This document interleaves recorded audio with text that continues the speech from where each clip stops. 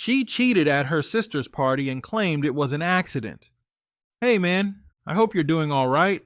I've been watching your channel for a while now, and I honestly never thought I'd be one of those guys writing in. I'd hear these insane stories from other men around the world, shake my head and think, damn, I feel for that dude. Glad it's not me. Well, here I am now, one of those stories. My name's Owen. I'm 35 years old, and up until about 2 years ago, I thought I had a pretty decent life. I had what I thought was a solid marriage, a beautiful daughter, a steady job, a mortgage, and the usual headaches, but nothing too serious. I thought I hit the jackpot when I met my now ex-wife.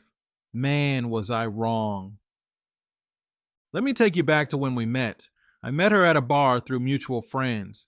She was a party girl, always had a drink in her hand, loud, dancing. The life of the party type. At first I wasn't into it, but somehow she pulled me in. She was fun, she had a contagious laugh, and honestly, she had this energy that just made you want to be around her. At first I thought maybe I could help ground her, and she could help me loosen up a bit, and in some ways that was true. Early on, though, I made it clear. I'm not into the party scene long term. I was honest with her. I told her straight up, if we're going to take this seriously, the party life's got to slow down. To her credit, she agreed. After about 6 months of dating, she started staying home more. We'd cook dinner, watch movies, go on weekend hikes. I thought, okay, this woman's ready to build something real. 2 years in, I proposed. She said yes with tears in her eyes. I thought I was the luckiest man alive. Our wedding wasn't anything extravagant, just close friends and family. She looked stunning. I remember thinking, this is it. This is my forever.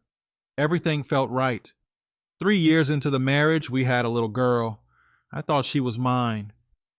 Man, I fell in love with that baby the second I saw her. Her tiny little hands, the way she gripped my finger. It's something I'll never forget.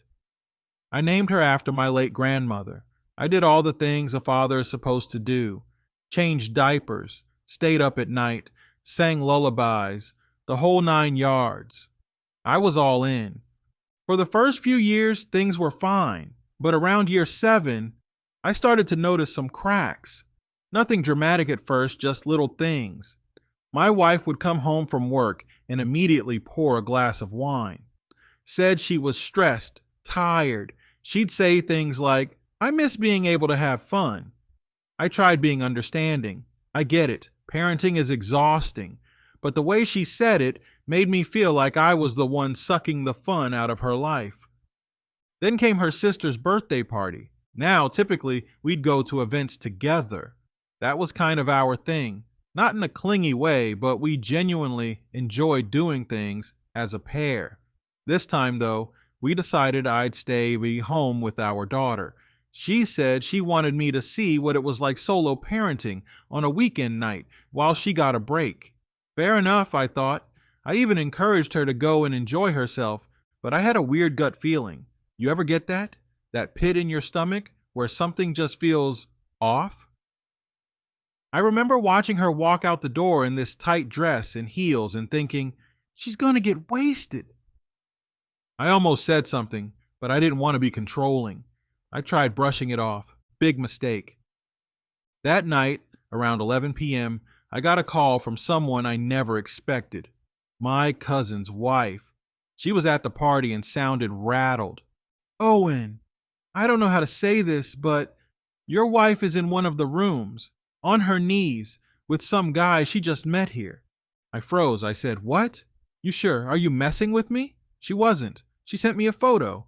Not graphic, but enough. It was dark, a side angle, but you could clearly tell what was going on. And yep, that was my wife, all right. I didn't call her. I didn't text her. I just sat there. I felt numb. My daughter was asleep in her crib, and I was sitting on the floor in the hallway staring at that damn picture. I couldn't cry. I couldn't yell. I just sat there thinking, what the hell just happened? She didn't get home until about 2 a.m. One of her friends helped her to the door. She was stumbling, laughing, completely hammered. She leaned on me and tried to kiss me. I backed up and pushed her gently toward the couch. That's when her friend started screaming, saying I was being abusive. I looked at them both and said, I know what you did at the party. I know you gave some guy a blowjob in the back room. That's when the gaslighting began. She looked at me, all confused and slurring, and said, Wait, that wasn't you? Let me say that again. She said, Wait, that wasn't you. Like I wouldn't remember being at the party. Like she could confuse a stranger with her own husband. Like I'm an idiot. I lost it. I called her every name in the book. Her friend tried to defend her, saying she was too drunk to remember. I told them both to get the hell out of my house, and they did. I locked the door behind them and sat in my daughter's room on the floor all night. That's where I cried. Not just a little cry, I mean full on sobbing, because I knew in that moment it was over. The next morning, I made some calls. First, to my doctor. I needed a full panel STD test. Then I called a lawyer I knew through a friend. I also scheduled a paternity test for my daughter because something just didn't sit right with me. She didn't look much like me. And if my wife could do this, who knows what else she'd lied about. 3 weeks went by, radio silence. She didn't call, didn't come home, nothing. During that time, I got all my ducks in a row. The STD test came back clean, thankfully. But the paternity test? That one broke me all over again. She wasn't mine. The little girl I'd been raising for 4 years, changed her diapers, sang her to sleep, taught her ABCs, wasn't my daughter. And the worst part, I found out later that my wife already knew. When she finally did call, I let her talk. She cried. She apologized. She tried saying she didn't remember anything. I told her I had the divorce papers ready and the paternity test results were in. She screamed at me, said I was faking it, said the test must be wrong, said I was cruel. I told her I was done. When the court hearing started, she tried everything to squeeze money out of me, tried to get child support. That's when the judge ordered her to get the real father tested.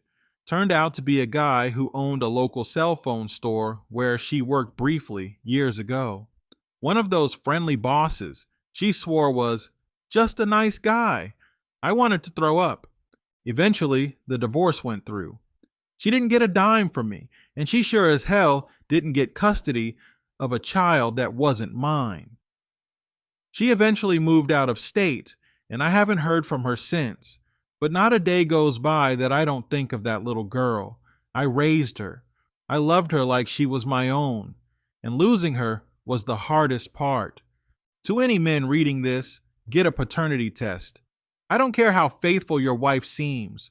I don't care if the kid looks like you. Do it. Protect yourself.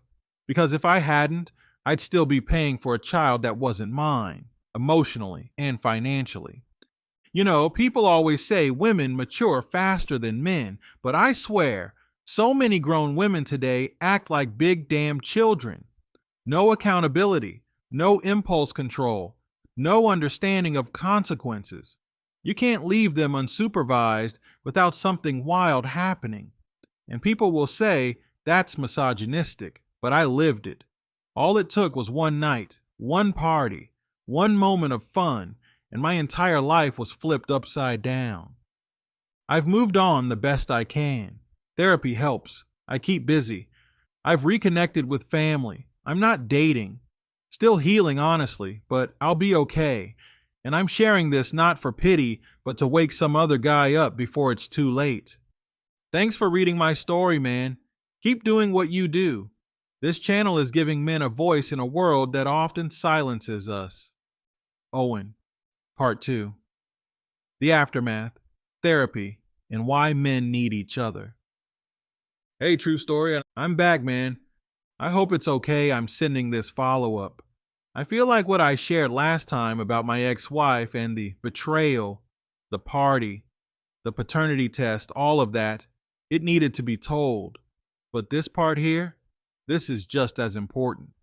See, after everything came crashing down, I went through hell. And I don't just mean the legal battles, the paternity results, or the sleepless nights. I'm talking about the mental and emotional aftermath. The kind of wreckage you can't see in pictures or court transcripts. The kind of damage that doesn't show up on a blood test but eats you alive from the inside out. And that's what I want to talk about now. What happened after the dust settled? How I picked myself up? Why therapy was the best decision I ever made? And why spaces like True Story are vital for men like me. Let me rewind. After the divorce finalized, I was a mess. I was functioning. I still went to work, still paid bills, still smiled at the neighbor, but inside, I was hollow. I felt like I was just drifting. Everything I had thought was solid in my life turned out to be built on sand. There's this kind of silence that follows betrayal. It's not like the kind of silence when you're alone on a peaceful walk. It's the kind that screams at you, loud as hell, even though no one else hears it. That silence nearly broke me. I didn't want to talk to anyone. I pushed away my friends, ignored my mom's texts, even ghosted my cousin who called me to check in. I just couldn't bring myself to say it out loud again. She cheated, and the kid wasn't mine. It hurt every time I said it. But one night, I remember this so clearly, I was lying on the couch with the TV playing some rerun I wasn't even watching. I had a glass of whiskey in my hand, and about 5 more in me already. I was staring at the ceiling, and this thought came into my head. If I died right now, who would even care? That scared the hell out of me. I wasn't suicidal, not really, but the thought that I could vanish and it wouldn't matter. That made me realize I needed help, real help, not another drink, not another fake smile. I needed to talk to someone. So I Googled therapists in my area, and I found one who specialized in men's mental health. I called and made an appointment the next morning. Best damn call I ever made. My therapist's name is Greg. Middle-aged guy, bald, glasses, real calm voice, not the "how does that make you feel" type. More like the "let's figure out why this is still eating you up" type. From our first session, I knew I made the right choice. He asked me to walk him through everything, and I mean everything. From the moment I met my ex to the moment I got those paternity results in my hand. I sat there for over an hour just unloading. He didn't interrupt much, just nodded, asked clarifying questions, and let me vent.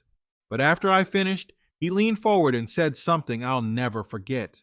He said, "Owen, you didn't just lose a marriage. You lost your identity." I blinked. I never thought about it like that, but he was right. My identity was tied up in being a husband, a father, a protector, a provider. When all that was pulled out from under me, who the hell was I? That question became the core of our sessions. Every week for the next year, we dig a little deeper. He helped me process the betrayal, sure, but more importantly, he helped me rebuild myself. One session that stuck with me. He asked me why I hadn't told anyone I was in therapy. I said I didn't want to be seen as weak. That word had been drilled into me since I was a kid. Be strong, don't cry, man up. You know the drill. Greg looked me dead in the eyes and said, "You know what's weak? Pretending you're fine while dying inside. Real strength is admitting when you're hurt and doing something about it." That hit me like a truck. We talked a lot about masculinity, about how society expects us to just eat our pain and keep it moving. But that's what's killing us, literally. Men are dying in silence, hiding their pain behind work, alcohol, porn, meaningless hookups, or just flat-out isolation. Greg told me that male suicide rates are alarmingly high, especially among divorced men, especially those who go through paternity fraud or public humiliation. And the worst part? Most of these men never reach out, never talk, never even try to get help. I could have been one of them. Another session, I remember, I was venting about how angry I still was. At her, at myself, at the world. I felt like I wasted years of my life. I said, "Why did this happen to me? I did everything right." And Greg asked, "What do you think doing everything right guarantees you?" I sat there quiet, because that's the hard truth, isn't it? We men are taught that if we work hard, stay loyal, provide, protect, and do all the right things, we'll be rewarded. Happy wife, happy life, kids that look up to you, stability. But life doesn't work like that. Not anymore. Doing everything right doesn't protect you from betrayal, lies, or heartbreak. That realization crushed me, but it also freed me. Because once you stop believing that hard work alone guarantees safety, you start building better boundaries and making smarter decisions. We also spent time talking about grief. People don't realize it, but divorce is grief. Losing a child, even one that's not biologically yours, is grief. And grief isn't just sadness, it's anger, denial, regret, depression, acceptance, all of it. I grieved that little girl like she had died. I missed her every single day. I kept one of her little socks in my drawer for months. It smelled like baby lotion. That was my connection to her. And one day in therapy, Greg asked if I was ready to let go of it. I said no. He said, then keep it. Letting go doesn't mean forgetting. It just means making peace. That helped more than I can explain. Look, I know a lot of guys might be reading this thinking, therapy ain't for me. I used to think the same, but let me tell you something. If you've been through betrayal, trauma, loss, or even just feel like life is too damn heavy, go talk to someone. Not your boys, not your barber, not your dog, an actual therapist. Because healing doesn't just happen. You gotta fight for it. You gotta unpack the damage, process the pain, and rewire the way you think. And that takes help and humility. And that brings me to this. Thank you, True Story. You don't know me personally, but this channel, this space, it helped me when I was in a dark place. I'd listen to stories from other men going through the same crap I was dealing with, and for the first time, I didn't feel alone. That's huge. That's life-changing. Because when you go through something like what I went through, the world doesn't rally around you. Nobody throws you a pity party. There's no support group for men who were lied to and betrayed by the woman they loved. There's no hotline for, I raised a child that wasn't mine, and now I'm broken inside. But here, on this channel, there is support. There are other men, brothers, strangers who understand. And that means everything. I want to encourage every guy listening or reading this. Don't isolate yourself. Don't bottle it up. You're not alone. I know it feels like you are, but trust me, you're not. There are millions of men out here who've been blindsided, betrayed, broken, and we're still standing. I'm not perfect. I still have rough days. Sometimes I still dream about that little girl calling me daddy. Sometimes I hear my ex-wife's voice in my head gaslighting me, and I want to scream, but I don't drown in it anymore. Because I have tools, I have clarity, and most importantly, I have me back. I'm building again. Slowly, I'm journaling, working out again, spending time with family. I've even started mentoring a younger guy at work going through his own divorce. Helping someone else helps me too. That's why I believe this is how we win, by sticking together, by sharing our stories, by pulling each other out of the trenches, because no one else is going to save us. No one's coming. It's us. We are the safety net for one another. So here's what I want to leave the fellas with. Get therapy. Seriously, not later. Now. Get a paternity test. Always, no exceptions. Document everything. Protect yourself legally. Find community, whether online or in person. Don't isolate. Know your worth. Don't let betrayal define you. And to the guy who might be reading this while lying on his couch, staring at the ceiling with a drink in his hand, wondering if it all even matters. You matter, brother. I see you. I was you. And you can get through this. Thank you again, True Story, for giving men like me a voice. Thank you for this space. And thank you to every man who's had the courage to write in. Your story might be helping someone more than you know. We don't heal in silence. We heal together. with respect and strength.